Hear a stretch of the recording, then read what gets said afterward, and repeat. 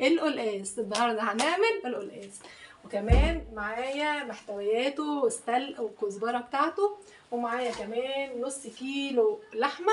تعالوا بقى حبايب قلب ماجي نشوف ماجي هتعمله ازاي، عشان في ناس بتعمله بطرق مختلفه كتير قوي. النهارده هوريكم الطريقه بتاعت ماجي، ويا رب تعجبكم. بس طبعا ما تنسونيش باللايك والشير حبايب قلب ماجي.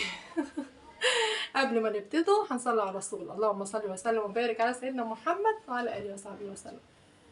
يلا بينا يلا بينا.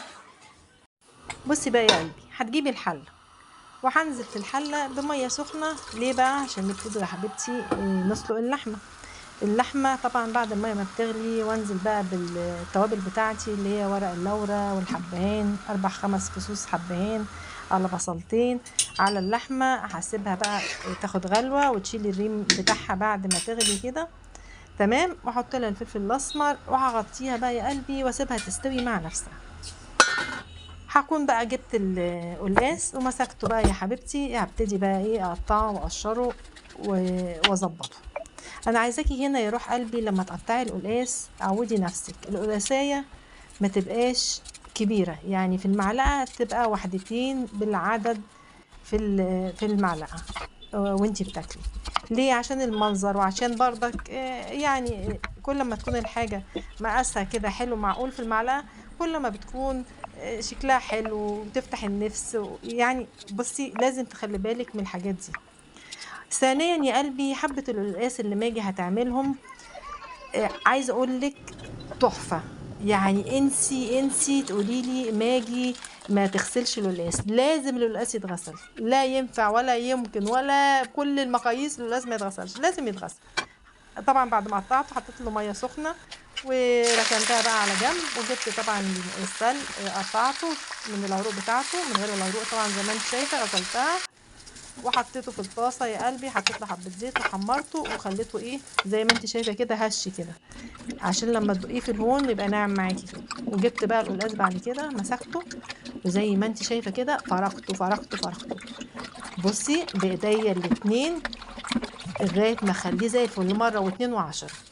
وبعد ما غسلته مره واتنين وعشرة جبت كمان ملح وفرقته بالملح عشان لو اتاكد ان لو في اي ماده يعني الماده بتاعته لسه موجوده تكون طلعت.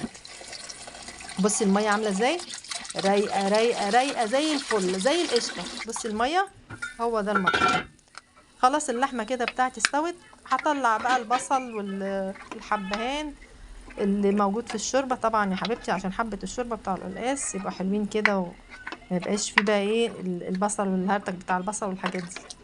طلعت ونشلت كل الحاجات اللي في الشوربه، واللحمه استوت وبقت زي الزبده. حطيت لها بقى الملح بتاعها، والقلقاس زي ما انت شايفه كده قشطه وزي الفل. نزلت بقى في الحله، طبعا هكون مقطعه كزبره ومقشره راس ثوم دقيتهم مع بعض، ونزلت بجزء من الكزبره اللي مدقوقه على الشوربه. وكمان ادي السلق اللي انا طحنته، شوفي طحنتيه في الهون، طحنتيه في الكبه زي ما انت شايفه كده. وكل لما تشوفي بقى لونه محتاج كمان تزودي لغايه ما يبقى اخضر حلو كده، الاخضر اللي تحبيه كده.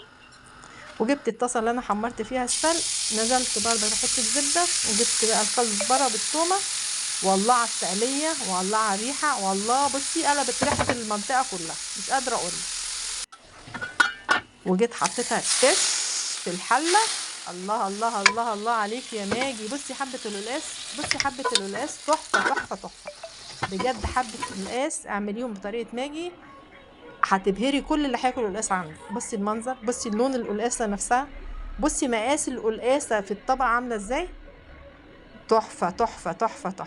الف هنا وشفا يا حبايبي، يا رب طريقتي تكون عجبتكم، وكل سنه وانتم طيبين، واقول لكم السلام عليكم ورحمه الله وبركاته.